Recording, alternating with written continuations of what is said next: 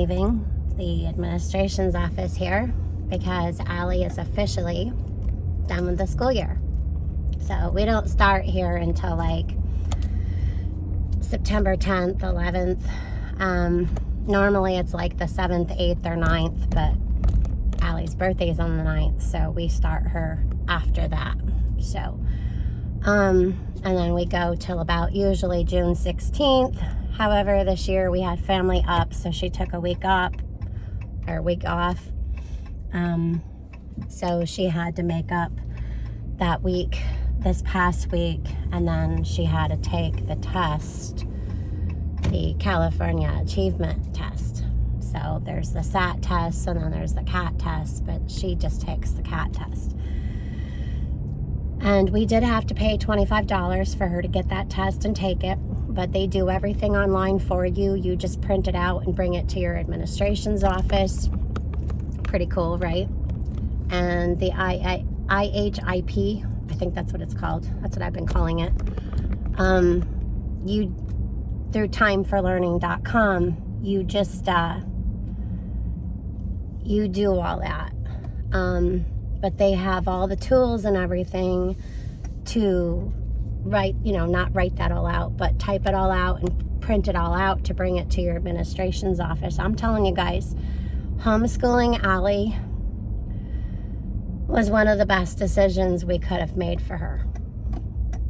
And of course, she had a choice. This is something that she wanted. If any parents out there have any questions about homeschooling, I was a mess. I was so apprehensive. I had so many anxieties and stresses and in the beginning. But once we got going, I'm like, wow, this is going to be really, really cool. Your state, obviously, you have things that you need to abide by. You have to have certain subjects, okay? However, you can choose how those subjects are taught. And then you have electives that you have to take. Now, she's a high schooler, so she got to take college courses. She got to take psychology. She got to take other different things that suited her, that she wanted to take or that she was interested in.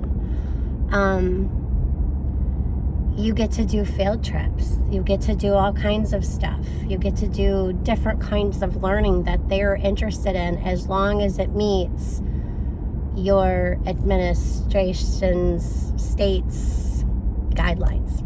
Okay? I just can't tell you guys on how well she did this year.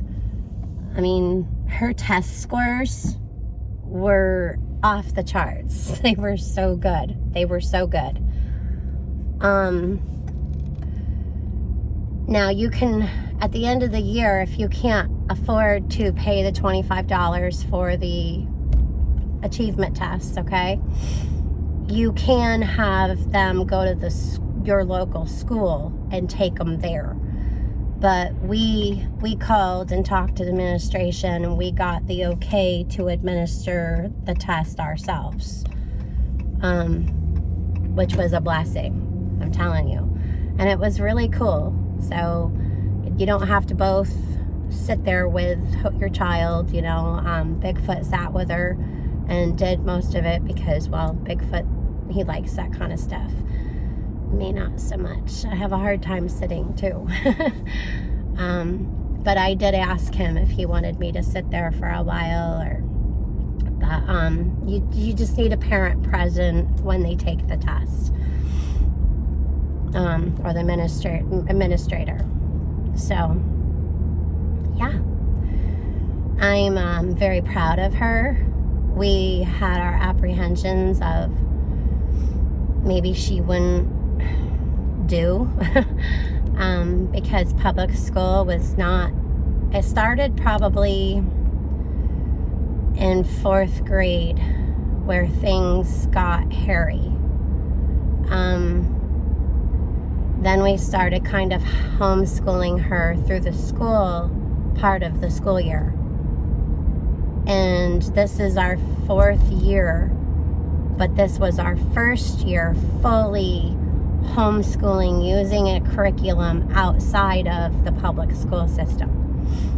This is like the first time we've actually had to pay for it. Now for Allie, for her electives and for her extra classes and everything else, it was $50 a month, okay? But see, we didn't have to go out and buy those next cool items for school. We didn't have to buy all those school supplies. We didn't have to buy books. We didn't have to do all the field trips and this and that and the other thing that they choose. And we didn't have to pay for any of that stuff. Now, mind you, she does have new clothes. She does have new shoes. We didn't have to buy that, those calculators, although we have. So the expense of $50 a month, knowing that your child is getting the education that they deserve. Not that you're not getting an education that you deserve in public school. Public school is great. However, not for our child. So it's a choice that we made that better suited our daughter.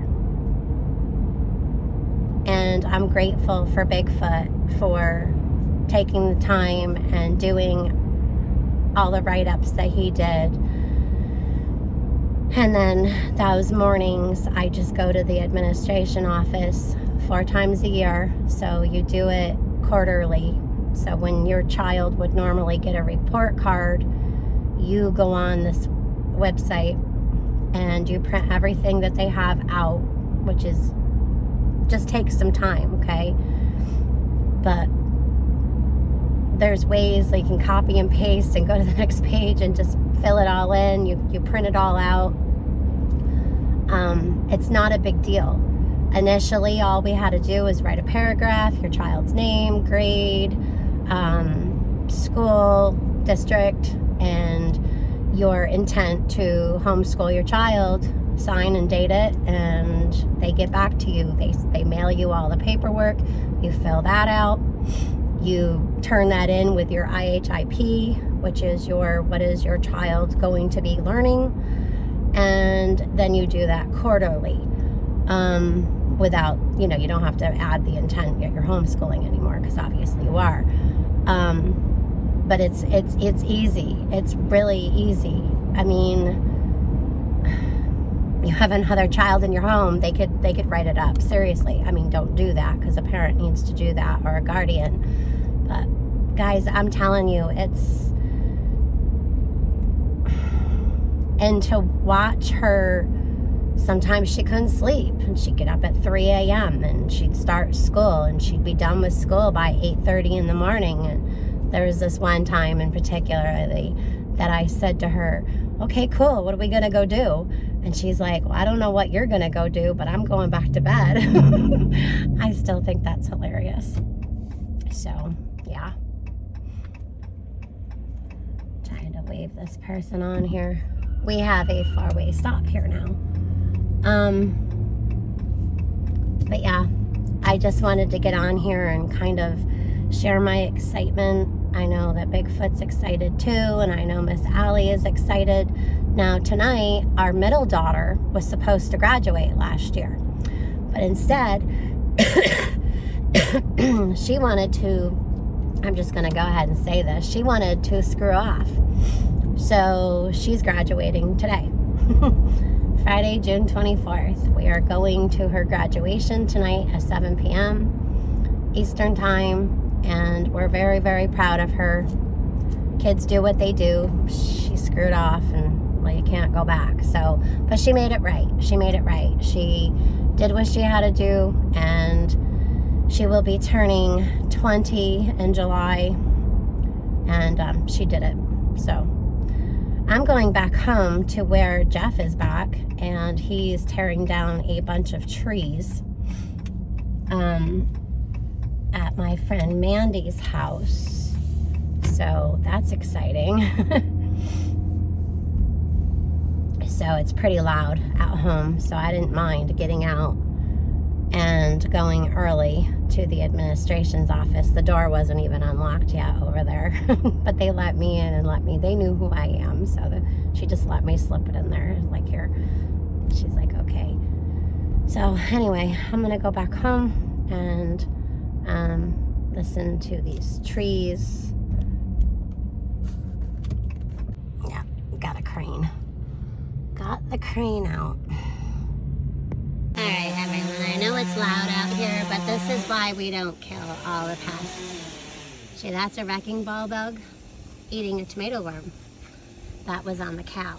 So he's carrying that sucker and he's gonna go eat it, because that sucker is going to harm your plants. This is why we don't kill all the scary bugs.